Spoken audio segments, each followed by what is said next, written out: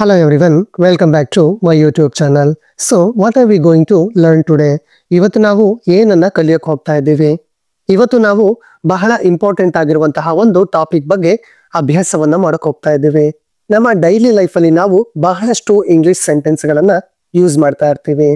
But ಕೆಲವೊಂದ್ಸಲ ಏನಾಗುತ್ತೆ ಅಂದ್ರೆ ಕೆಲವು ಸೆಂಟೆನ್ಸ್ ಗಳಲ್ಲಿ ನಾವು ನಮ್ಗೆ ಗೊತ್ತಿದ್ದೋ ಗೊತ್ತಿಲ್ಲದೇನೋ ಕಾಮನ್ ಮಿಸ್ಟೇಕ್ ಗಳನ್ನ ಮಾಡ್ತಾ ಇರ್ತೀವಿ. ಅಂತಹ ಕೆಲವು ಕಾಮನ್ ಮಿಸ್ಟೇಕ್ಗಳು ಯಾವುದು ಅನ್ನೋದನ್ನ ಇವತ್ತಿನ ಕ್ಲಾಸ್ ಅಲ್ಲಿ ತಿಳ್ಕೊಳ್ಳೋಣ. ಮತ್ತೆ ನೆಕ್ಸ್ಟ್ ಟೈಮ್ ಆ ಸೆಂಟೆನ್ಸ್ ಗಳನ್ನ ಯೂಸ್ ಮಾಡುವಾಗ ಈ ಮಿಸ್ಟೇಕ್ ಗಳನ್ನ ಅವಾಯ್ಡ್ ಮಾಡೋಣ. ಸೊ ಬೋರ್ಡ್ ಮೇಲೆ ನೀವು ಎರಡು ಸೆಂಟೆನ್ಸ್ ಗಳನ್ನ ಗಮನಿಸಬಹುದು. First one is I want to discuss about this.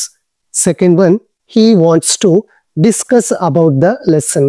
So here in these two sentences there is a common mistake. ಈ ಎರಡು ಸೆಂಟೆನ್ಸ್ ಗಳಲ್ಲಿ ಒಂದು ಕಾಮನ್ ಮಿಸ್ಟೇಕ್ ಇದೆ. ಸೊ ಯಾವುದದು common mistake means that is the use of about. ಈ ಎರಡು sentence ಗಳಲ್ಲಿ about ಅಂತ ಯೂಸ್ ಮಾಡುವ ನೆಸೆಸಿಟಿ ಇರೋದಿಲ್ಲ. ಸೊ ಅದನ್ನ ಅವಾಯ್ಡ್ ಮಾಡ್ಕೊಂಡಾಗ್ಲೂ ನಮಗೆ ಸೆಂಟೆನ್ಸ್ ಮೀನಿಂಗ್ ಸಿಗುತ್ತೆ. ಸೊ ಅನ್ನೆಸೆಸರಿಲಿ ನಾವು ಅಬೌಟ್ ಅನ್ನ ಯೂಸ್ ಮಾಡಿದೀವಿ and it's a common mistake. So ಇದನ್ನ ನಾವು I want to discuss this ಅಂತ ಹೇಳಿದ್ರೆ ಸಾಕು. ಅದೇ ತರ second one he wants to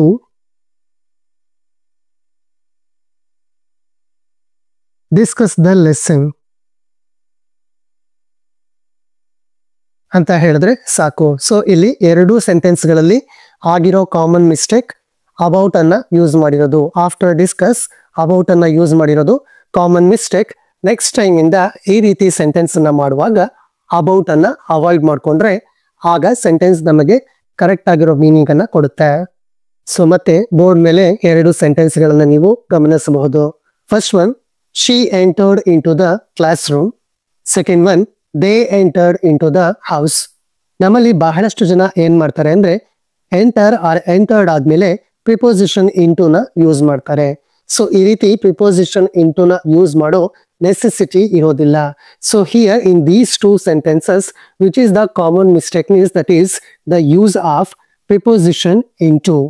ಈ ಎರಡೂ ಸೆಂಟೆನ್ಸ್ ಗಳಲ್ಲಿ ಆಗಿರೋ ಕಾಮನ್ ಮಿಸ್ಟೇಕ್ ಎಂಟರ್ಡ್ ಆದ್ಮೇಲೆ ಪ್ರಿಪೋಸಿಷನ್ ಇಂಟು ನ ಯೂಸ್ ಮಾಡಿರೋದು. ನೆಕ್ಸ್ಟ್ ಟೈಮ್ ಇಂದ ಈ ತರ ಸೆಂಟೆನ್ಸ್ ಅನ್ನ ಮಾಡುವಾಗ ಎಂಟರ್ ಆರ್ ಎಂಟರ್ಡ್ ಆದ್ಮೇಲೆ ಇಂಟು ನ ಯೂಸ್ ಮಾಡಬೇಡಿ. So she entered the classroom ಅನ್ನೋದು ಸರಿಯಾದ ಸೆಂಟೆನ್ಸ್ ಆಗಿರುತ್ತೆ. Second one they entered the house ಅನ್ನೋದು ಸರಿಯಾದ ಸೆಂಟೆನ್ಸ್ ಆಗಿರುತ್ತೆ. ಸೊ ಇವತ್ತಿನ ವಿಡಿಯೋ ನಿಮ್ಗೆ ಯೂಸ್ಫುಲ್ ಅನ್ಸಿದೆ ಅಂತ ನಾನು ಭಾವಿಸ್ತೀನಿ.